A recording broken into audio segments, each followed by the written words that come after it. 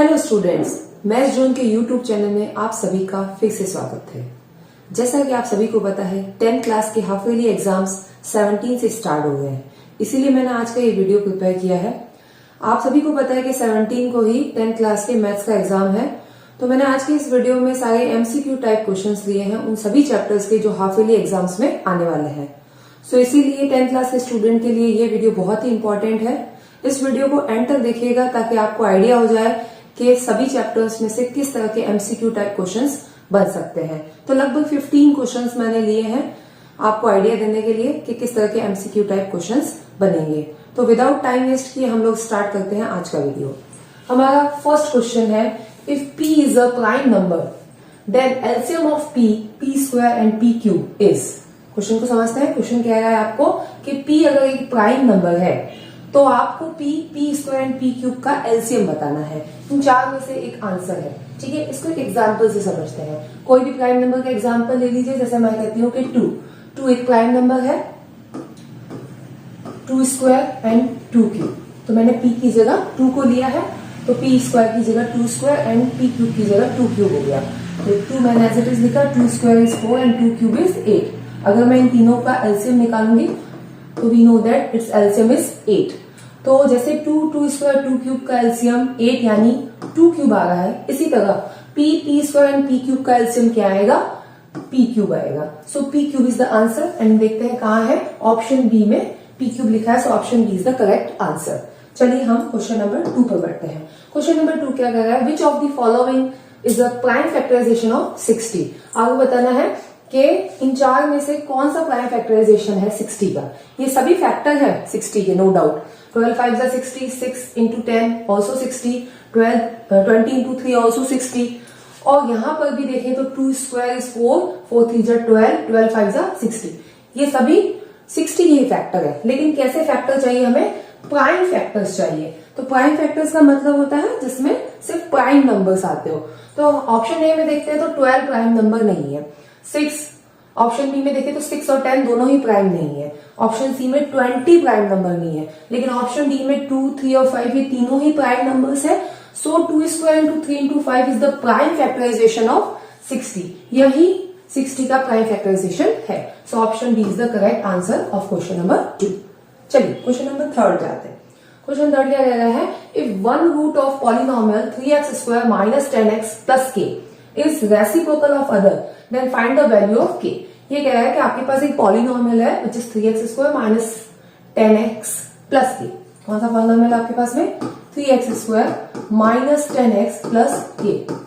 इसके जो रूट्स होंगे वो एक रूट दूसरे रूट का क्या है, रेसिप्रोकल है। One root is the reciprocal of other. तो पॉलिनोमियल के रूट्स को हम किससे रिप्रेजेंट करते हैं, जब आपने चैप्टर पढ़ा होगा तो आपने देखा होगा कि हम अल्फा और बीटा यूज करते हैं पॉलिनोमियल के, क्वाड्रेटिक पॉलिनोमियल के रूट्स के लिए। अब यहाँ क्या कंडीशन दी है कि एक रूट दूसरे का रेसिप्रोकल है, यानी कि क्वेश्चन के according alpha will be equal to 1 by beta है। अब हम इसको यहाँ पर ट्रांसफर कर दे तो alpha into beta is equal to 1 हो जाता है। ओके, अब आपने पॉलिनोमियल जब पढ़ा था तो आपने रिलेशनशिप पढ़ा है कि प्रोडक्ट ऑफ रूट्स या प्रोडक्ट ऑफ जीरोस भी कह सकते हैं। Product of roots is C by A, ये सी बाई ए होता है। तो अल्फा इंटू बीटा की जगह आप लिख सकते हैं C by A will be equal to 1। Okay, अब मैं ए को यहाँ पे ट्रांसफर कर देती हूँ, तो ये बनेगा सी इज इक्वल टू ए।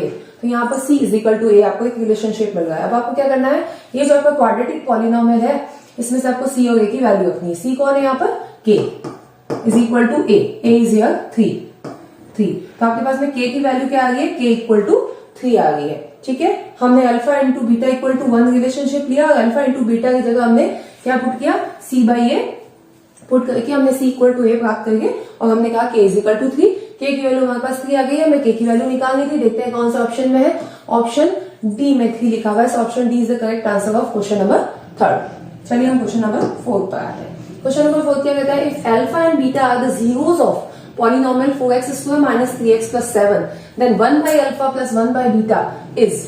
आपको कह रहा है कि आपके पास एक क्वाड्रेटिक पॉलिनोमियल है 4x square minus 3x plus 7। अगर इसके जीरोस अल्फा और बीटा है तो आपको 1 by alpha plus 1 by beta की वैल्यू बतानी है। चार में से एक आंसर है। ओके, तो आपके पास में पॉलिनोमियल कौन है या quadratic polynomial 4x square -3x+7। Okay, अब अगर हम यहाँ पर अल्फा प्लस बीटा की वैल्यू निकालते हैं तो वो होती है -b/a। ठीक है, ये रिलेशनशिप होता है। अगर अल्फा इंटू बीटा कौन होता है, ये होता है c/a।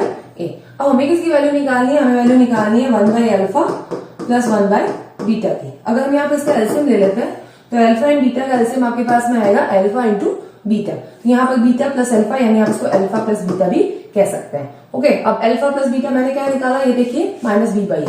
तो अल्फा प्लस बीटा की जगह मैं लिख सकती हूँ -b/a। और अल्फा इंटू बीटा क्या है, अल्फा इंटू बीटा है c/a। तो मैं इसकी जगह लिख सकती हूँ c/a।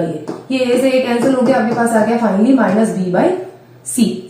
-b/c किसकी वैल्यू आ गई है, 1/अल्फा प्लस 1/बीटा। अब आपको सिर्फ क्या करना है, b और c की वैल्यू रखनी है। b का मतलब coefficient of x and c का मतलब है कांस्टेंट। तो यहाँ पर आपके पास आ जाएगा -3/7 माइनस ये जो है और फिर b की वैल्यू -3 है और अपॉन 7। ये माइनस इंटू माइनस प्लस हो जाएगा, फाइनली मेरे पास आ जाता है 3/7। तो मेरे पास में 1/अल्फा प्लस 1/बीटा की वैल्यू क्या आ गई है, ये आ गई है 3/7। देखते हैं कहां पे है 3/7। 3/7 लिखा हुआ है ऑप्शन सी में। So option C is the correct answer of question number 4। चलिए नेक्स्ट क्वेश्चन नंबर 5 पर आते हैं। If the system of the equation x plus 7y minus 5 equal to 0 and ky plus 3x minus 2 equal to 0 has unique solution, then the find the value of k। आपके पास दो linear equations इन two variables given है, उनके solutions कैसे हैं, उनके solutions है unique solution. और आपको किसकी वैल्यू निकालनी है, k की वैल्यू निकालनी है। तो यूनिक सॉल्यूशन है तो यूनिक सॉल्यूशन की कंडीशन लगाइए, which is a1/a2 is not equal to b1/b2। ये आपको याद होनी चाहिए। अब आपको क्या करना है, दोनों इक्वेशन से a1 a2 और b1 b2 की वैल्यूज पुट अप करनी है। तो a1 a2 are the coefficient of x। x के कोफिशिएंट को a1 a2 कहते हैं। ये x का कोफिशिएंट यहां से और ये दूसरे x का कोफिशिएंट यानी 1/3 is not equal to b1 b2 are the coefficient of y। ये कोफिशिएंट ऑफ y यहाँ पर, ये कोफिशिएंट ऑफ y। तो यहां पर आपके पास आ जाएगा 7। तो यहां पर आपके पास में आ जाएगा 7/k। क्रॉस मल्टीप्लाई कर दीजिए, k इंटू 1 k और 7 3 जा 21। बीच में नॉट इक्वल का साइन अगेन आ जाएगा। तो k will be equal to not equal to 21। तो हमारे पास आ रहा है k will be not equal to 21। कौन से ऑप्शन में है, ऑप्शन सी में है। So option C is the correct. तो चलिए अब हम क्वेश्चन नंबर 6 करते हैं। तो क्वेश्चन नंबर 6 क्या है, the pair of the equations y is equal to 0 and y is equal to -7 has. आपको बताना है कि y is equal to 0 and y is equal to -7 ये जो दो इक्वेशंस है इसके सॉल्यूशंस कैसे होंगे, 1 solution, 2 solution, infinite many solution या 0 सोल्यूशन होंगे। इसके लिए मैं क्या करूंगी, y is equal to 0 and y is equal to -7 का एक ग्राफ बना के आपको बताऊंगी कि किस तरह की लाइंस बनती है, ताकि आपको पता चल जाए कि कितने सोल्यूशन होंगे। क्योंकि अगर इंटरसेक्टिंग लाइन बनेगी तो एक सोल्यूशन आएगा आपके पास में, ठीक है। पैरेलल लाइन होगी तो 9 सोल्यूशन आ जाएगा, कोइंसिडेंट होगी तो इनफाइनाइट मेनी सोल्यूशन आ जाएगा, ठीक है। तो इसके लिए ग्राफ बना रहे हैं हम। यहाँ पर मैंने एक ग्राफ शो कर रखा है। सबसे पहली इक्वेशन है मेरे पास में y is equal to 0। y is equal to 0 कहाँ होता है, x एक्सिस पर। ये आपका x एक्सिस है। x एक्सिस पर आप कहीं भी जाओ हमेशा y 0 रहता है। तो ये y is equal to 0 की लाइन है। फिर y is equal to -7। तो y is equal to -7, तो ये -1 -2 -3 -4 -5 -6 -7 ये y एक्सिस पर। ये है y is equal to -7 की लाइन, ठीक है। तो मैंने y is equal to 0 का ग्राफ बना दिया, y is equal to -7 का भी ग्राफ बना दिया। दोनों एक स्ट्रेट लाइंस है। और ये कैसी स्ट्रेट लाइंस है, ये दोनों जो है आप देख सकते हैं पैरेलल लाइंस बन रही है। और पैरेलल लाइंस के कैसे सॉल्यूशन होते हैं, नो सॉल्यूशन, कोई सॉल्यूशन नहीं निकलता पैरेलल लाइंस का, यानी हम कह सकते हैं 0 सॉल्यूशन। ऑप्शन डी में लिखा हुआ है 0 solution. So option D is the correct answer. चलिए अब हम क्वेश्चन नंबर 7 पे आते हैं। क्वेश्चन नंबर 7 क्या आता है, the nth term of an AP is 7 - 4n then it's common differences. ये कह रहा है कि एपी है जिसकी nth टर्म तो 7 - 4n है और आपको उसका कॉमन डिफरेंस बताना है, ठीक है। तो कॉमन डिफरेंस क्या होता है, common difference can be find by a2 - a1, यानी फर्स्ट 2 टर्म्स अगर आपके पास हो तो आप कॉमन डिफरेंस निकाल सकते हैं। तो हम nth टर्म की हेल्प से a1 और a2 निकालेंगे ताकि कॉमन डिफरेंस निकाल सके। तो nth टर्म क्या होती है, nth टर्म an को बोलते हैं। an is equal to 7 - 4n, nth term ही तो an होता है, ठीक है। अगर हम an में n के प्लेस पे 1 पुट अप कर दे तो ये a1 हो जाएगा। a1 is equal to 7 - 4 into 1, यानी कि ये 7 - 4 3 हो जाता है। तो आपके पास में a1 आ जाता है 3, फर्स्ट टर्म आ गई है। अब हम n के प्लेस पे 2 पुट अप कर देंगे तो ये जो an है ये कन्वर्ट हो जाएगा a2 में और इक्वल टू 7 - 4 इंटू 2 हो जाएगा। दैट मीन्स ये हो जाता है 7 - 4 2 जा 8, यानी कि 1, 7 minus 8 minus 1. तो A2 will be we get -1. तो देखिए A1 और A2 दोनों आ चुके हैं 3 and -1. अब आपको कॉमन डिफरेंस निकालना है. Common difference D can be found by A2 minus A1. A2 is -1, put here minus A1 is 3. तो माइनस माइनस ऐड हो जाएगा, -1 minus 3 is -4. तो common difference D we find -4. -4 मिल गया. देख लेते हैं कहां पर है. ऑप्शन ए में लिखा हुआ है -4. सो -4 is the correct answer of question number 7. चलिए अब हम नेक्स्ट क्वेश्चन नंबर 8 पर आते हैं. Find first term and common difference of AP. 3 1 -1 -3. ये कह रहा है कि आपके पास में ये एपी है 3 1 -1 एंड -3. 4 टर्म्स दे रखी है एपी की और आपको इस एपी की फर्स्ट टर्म और कॉमन डिफरेंस निकालना है. चारों ऑप्शन में आपको दो डिजिट दिख रही है. तो जो फर्स्ट डिजिट है वो तो फर्स्ट टर्म को रिप्रेजेंट कर रही है और सेकंड डिजिट कॉमन डिफरेंस को रिप्रेजेंट कर रही है. ओके, तो अब आपको क्या करना है कि आपको देखना है कि चारों में से कौन सा आंसर है. तो यहाँ पर देखिए तो फर्स्ट टर्म 3 आपको साफ साफ दिख रही है. जो first member is the first term और फर्स्ट मेंबर अगर 3 है तो यहाँ 3 ऑप्शन में आपको 3 दिख रहा है. यानी 3 में से एक आंसर हो सकता है. ऑप्शन डी तो किसी भी हालत में नहीं हो सकता. अब हम कॉमन डिफरेंस निकाल के देख लेते हैं कि इन 3 में से कौन सा करेक्ट आंसर है. तो कॉमन डिफरेंस अभी हमने प्रीवियस क्वेश्चन में निकाला था bye A2 minus A1. A2 second term 1 है, माइनस A1 फर्स्ट टर्म 3 है. तो 1 minus 3 is -2. तो -2 कॉमन डिफरेंस कहाँ लिखा हुआ है. देखिए यहाँ लिखा हुआ है. तो 3 first term and -2 is the common difference. यानी option B is the correct answer. Okay, चलिए नेक्स्ट क्वेश्चन नंबर 9 पर आते हैं. ये कह रहे हैं 9 sec square theta minus 9 tan square theta is equal to. आपको इसकी वैल्यू बतानी है कि इन चार में से ये किसके इक्वल है. तो आपको क्या करना है, पहले हमने लिख लिया 9 sec square theta minus 9 tan square theta. यहाँ देखिए 9 कॉमन आ रहा है. 9 को कॉमन निकाल लेते हैं. तो we get remaining sec square theta minus tan square theta. Okay, sec square theta minus tan square theta एक आइडेंटिटी है जिसकी वैल्यू 1 होती है. तो आपको क्या मिलेगा 9 into 1. 9 into 1 is 9. तो आपको 9 मिल गया आंसर. देख लें कहां पर है. ऑप्शन ए में 9 लिखा हुआ है. So option A is the correct answer. चलिए नेक्स्ट क्वेश्चन में बढ़ते हैं. Question number 10. If sine theta is equal to cos theta then find the value of theta. तो ये सिंपल कह रहा है कि थीटा की किस वैल्यू के लिए साइन थीटा कॉस थीटा दोनों इक्वल होते हैं. तो आप अलग अलग वैल्यूज को पुटअप करके देख सकते हैं कि किस वैल्यू पे साइन थीटा कॉस थीटा दोनों सेम आ रहा है. जैसे 90 डिग्री, ठीक है, 90 डिग्री को मैं दोनों जगह रखती हूँ तो साइन 90 डिग्री 1 होता है जबकि कॉस 90 डिग्री 0 होता है. तो दोनों इक्वल नहीं है. तो ये नहीं हो सकता. That can not be possible. 60 degree को करके देखते हैं हम. 60 sine 60 degree √3/2 but cos 60 degree 1/2. तो ये भी नहीं हो सकता. अब हम 30 डिग्री को करके देखते हैं. तो sine 30 degree is 1/2 and cos 30 degree is √3/2. यहाँ पर भी दोनों इक्वल नहीं है. ये भी नहीं हो सकता. 45 डिग्री को देते हैं. Sine 45 degree is 1/√2 and cos 45 degree also 1/√2. यानी कि 45 डिग्री पर इन दोनों की वैल्यू सेम आ रही है. यानी थीटा की किस वैल्यू पे साइन थीटा कॉस थीटा दोनों इक्वल आएंगे. ये दोनों 45 डिग्री पर इक्वल आएंगे. So option D is the correct answer. चलिए नेक्स्ट क्वेश्चन नंबर 11 पे आते हैं. If 3 tan 2 theta is equal to √3 then value of theta is. ये कह रहा है कि अगर आपके पास में ये इक्वेशन गिवन है तो आपको यहाँ इस थीटा की वैल्यू बतानी है.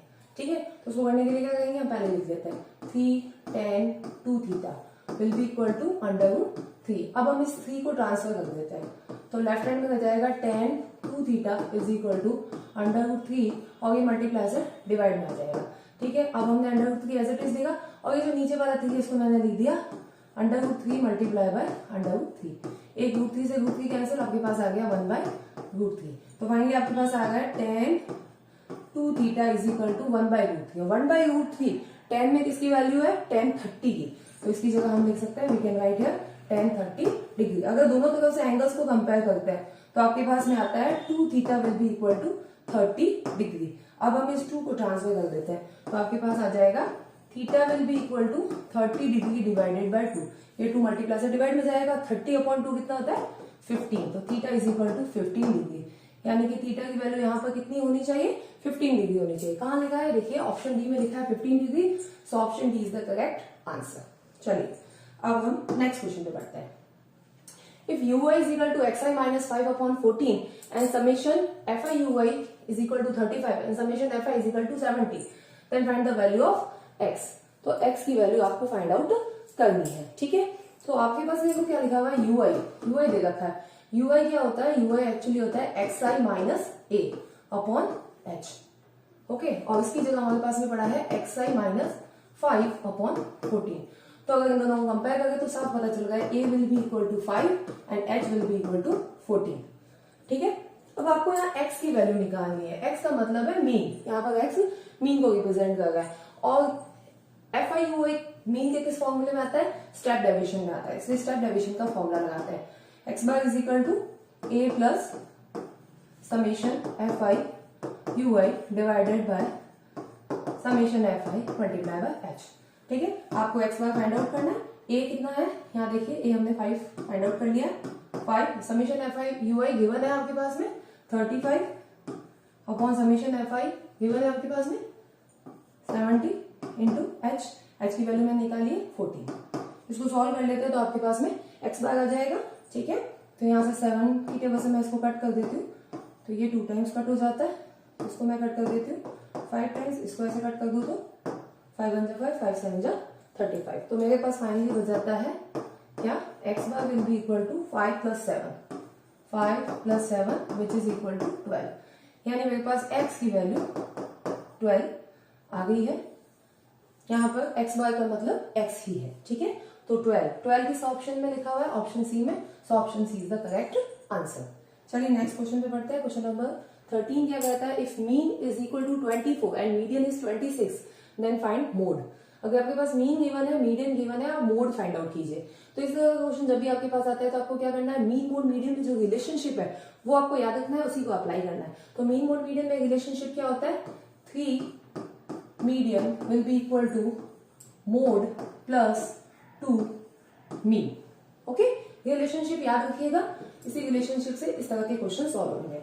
अब आप वैल्यू रख दीजिए 3 इंटू मीडियन, मीडियन कौन कितना है बेटा, देखिए 26, यहाँ पुट कर देते हैं 26 इज इक्वल टू मोड आपको फाइंड करना है 2 इंटू मीन, मीन आपके पास में कितना है 24, पुट कर दीजिए। अब आपको सिर्फ इसको सॉल्व करना है, 3 इंटू 26 कर दीजिए, तो ये आपके पास आ जाता है 78। Okay, is equal to z plus 24 into 2 कर दीजिए, वी गेट 48। अब इस 48 को यहाँ पे ट्रांसफर कर दो, we get 78 minus 48 is equal to z। इन दोनों को सब्ट्रैक्ट कर दीजिए, आपके पास आंसर आ जाएगा final, z is equal to 78 minus 48 is we get 30। तो मोड इज 30, मोड 30 है, ऑप्शन डी में लिखा हुआ है, so option D is the correct answer. चलिए अब हम नेक्स्ट क्वेश्चन नंबर 14 पे आते हैं। क्वेश्चन नंबर 14 क्या कह रहा है, for what value of p the mode of the following data is 7। Data के आपके पास में 1 3 4 5 7 4 7 2p, ये आपके पास में डाटा है। यहाँ पर एक अननोन डाटा है p, इसकी वैल्यू आपको बतानी है। इसकी वैल्यू ऐसी क्या हो, इन चार में से क्या हो जिससे कि मोड 7 बन जाए। तो कितनी बार आया हुआ है, 2 टाइम्स ये ऑलरेडी आया हुआ है। ठीक है, 2 टाइम्स 4 भी आ रखा है, यानी 4 भी हो सकता है मोड और 7 भी हो सकता है। अब ये p डिसाइड करेगा कि 7 होगा या 4 होगा। अगर मैं यहाँ p की जगह 4 लिख देती हूँ तो 4 3 टाइम्स आ जाएगा, यानी 4 हो जाएगा मोड। लेकिन मोड किसको होना चाहिए, 7 को होना चाहिए, यानी यहाँ p की जगह क्या होना चाहिए, 7 होना चाहिए, तभी 3 बार 7 आएगा, यानी 7 की फ्रीक्वेंसी मैक्सिमम हो जाएगी और 7 मोड हो जाएगा। तो 7 को मोड होने के लिए p की वैल्यू को क्या होना होगा, 7 होना होगा। ऑप्शन डी में 7 लिखा हुआ है, so option D is the correct answer. चलिए अब हमारे आज के लास्ट क्वेश्चन पे आते हैं। The number of the solutions of the equations x plus 2y equal to 8 and 2x plus 4y equal to 16 are। ये जो दो लीनियर इक्वेशन इन 2 वेरिएबल आपको दिख रही है, आपको बताना है इन दोनों इक्वेशंस के कितने सॉल्यूशन होंगे। सॉल्यूशन निकालने नहीं है, सिर्फ नंबर ऑफ सॉल्यूशन बताने कि 0 सॉल्यूशन यानी सॉल्यूशन नहीं हो सकता, 1 सॉल्यूशन यानी unique solution, infinite many solution यानी बहुत सारे, और नन यानी इनमें से कोई भी नहीं, एक भी ऑप्शन सही नहीं है। ठीक है, तो हमें नंबर ऑफ सॉल्यूशन निकालना है, हम इसकी कंडीशन चेक करते हैं। उसके लिए क्या करते हैं, a1 by a2 find out करते हैं। सबसे पहले first ratio a1 by a2 यानी कि x के कोफिशिएंट्स का रेशियो 1/2। देन हम b1 by b2 find out करते हैं, यानी कि y के कोफिशिएंट्स का ratio, that is 2/4 and which is also equal to 1/2। And then हम c1 by c2 find out करते हैं, यानी कि कॉन्स्टेंट्स का ratio 8/16 which is also equal to 1/2। तो आप देख रहे हैं a1 by a2, b1 by b2 and c1 by c2 all three ratios are equal to each other।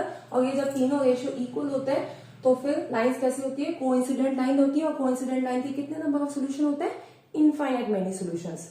So infinite many solution इसका सही आंसर होगा। So option C is the correct answer of question number 15। तो इस तरह से आपने देखा कि आज के इस वीडियो में मैंने आपके हाफ ईयरली एग्जाम में जो 17 को होने वाले हैं, उस एग्जाम में जितने भी चैप्टर आ गए हैं उन सभी को इंक्लूड करके मैंने ये एमसीक्यू टाइप क्वेश्चंस बनाए हैं। इस वीडियो में वो सारे चैप्टर्स को मैंने कवर किया है। तो आई होप आप लोगों को ये सारे ही सॉल्यूशन अच्छी तरह से समझ में आ गए होंगे। अगर आपको वीडियो अच्छा लगता है तो वीडियो को लाइक कीजिए और आने वाले वीडियोस के साथ में बने रहिए। Thank you very much.